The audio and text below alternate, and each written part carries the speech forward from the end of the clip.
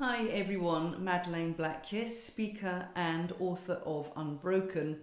After the last time I read a chapter of my book out, I had such a great response, I've decided to read another chapter for you. I'm going to read chapter 41, which is called Giving It Oxygen, because out of everything that I have done, I would say the single most important thing has been to find my voice and to speak about what happened to me.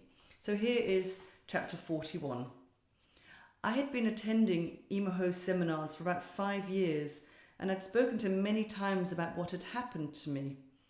Often it was about whether I could trust the memories that were bubbling up, and every time he would reassure me, echoing what Ron had told me, the memories are real and I wouldn't make them up.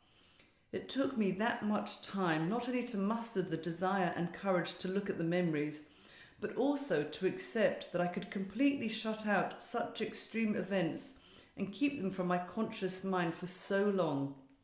Our coping mechanisms are complex and geared towards keeping us going, living our lives as best as we can. Imaho said that since all of the memories had returned, it would be really good for me to write down a detailed account of what had happened that night and give it to him. I said I didn't think I could do that. I was too ashamed for him to read what they had done. It was another thing to remember it all and be okay with it, another thing for others to know what had happened. Only Stephen and Ron knew everything that had been done to me. Could I expose myself to another person? And if so, what benefit? Over the next 4 years, I would think about what Imaho had suggested and I would try and start it, but would end up putting it away, stopping far short of really getting it out. Countless times I started and stalled, until one night in Basel in April 2014, whilst I was attending one of Imaho's workshops, when something kick-started inside me. I picked up my iPad and started to write and write. It felt as if my hands were automatic, writing by themselves. I sat up until the night sky gave way to daylight, the words flowing effortlessly from my fingertips for hours on end. And yet, paradoxically, as easy as the words poured forth, reliving the story in full detail, all at once felt emotionally taxing. All the shame, guilt and sadness came flooding back, at times overwhelming and stopping me in my tracks. Unearthing those memories caused so many feelings which I thought I had resolved to bubble up to the surface. However, the process was nothing short of cathartic. Looking down at the 12 pages, written out in a stream of consciousness, it didn't feel like me anymore. That naive young girl who was just looking for a fun night out with boys was long gone. And I couldn't wrap my head around the violence that 2 young men could do to another human being. There was no escaping the facts when I saw them written down in black and white. My heart couldn't deny it any longer. It happened. It all happened. I went to the workshop that day exhausted, more from the process of writing and remembering from any lack of sleep. When I cried at the end of every dance, I would always feel embarrassed. The room would be churchy quiet except for the music playing and my sobbing. As hard as I tried, I couldn't stop it. Most people were used to it, but that day a woman asked me, and not in a kindly manner, to leave. Initially I said no, but then everything just welled up inside me and I ran from the room. After some time I returned to the room and approached Imaho. I told him what she said, and that I feared she was simply the voice for everyone in the room, who was also annoyed with me and wanted me to stop crying. He explained that she was just young and my tears disturbed her, and that was a door for her. My tears were good for people because by disturbing them, it gave them an opportunity to drop into their hearts, he told me. Over the years, I came to understand that when people were affected by my tears and came over to me for whatever reason, something had stirred inside them. Some kind of chord had been struck, but they couldn't stay with it. It was easier to come and support me rather than go within to look at what was going on in their own lives.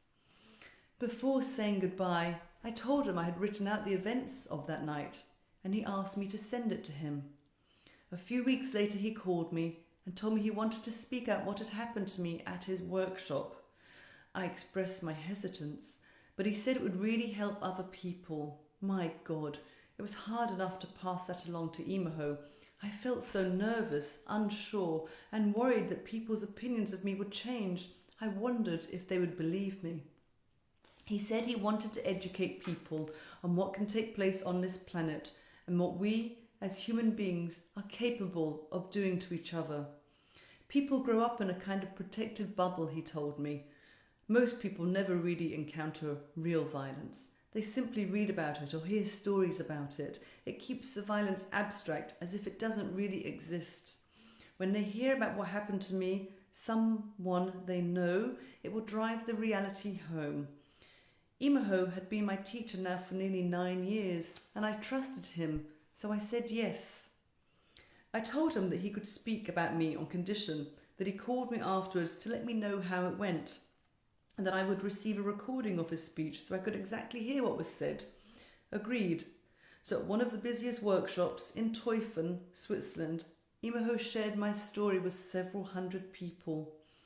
Afterwards, he called me and told me it went really well.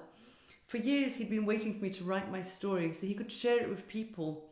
He wanted them to know that some people can go through some really difficult things, but that we can deal with them with no hate or revenge. He said we tend to focus our attention on the beautiful things in life and not on the other side. I asked if he had let people read what I had written, and he confirmed he had. I was mortified that all these people had read about my most intimate experience of my life. He'd asked me to include all of the details, names and places, and I hadn't left anything out. There was so much shame rising up and spilling out of me that it shook me to the core. I felt sick.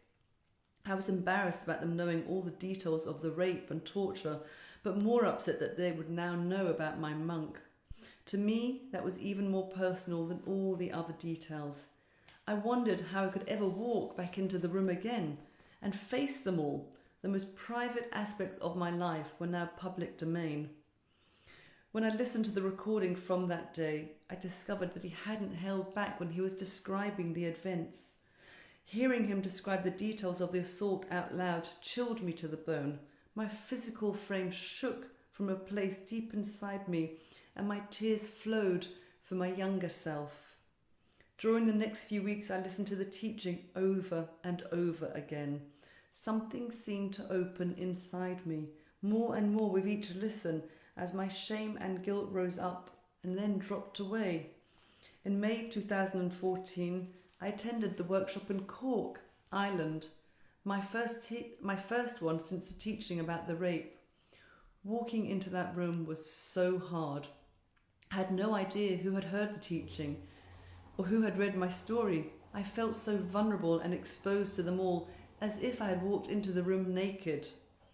Unbeknown to me, Imaho had also asked my fellow students not to question me about my story. I could feel everybody's curious gazes and minds upon me. Resisting my immediate urge to escape, I resolved to stay as grounded and as steady as I could.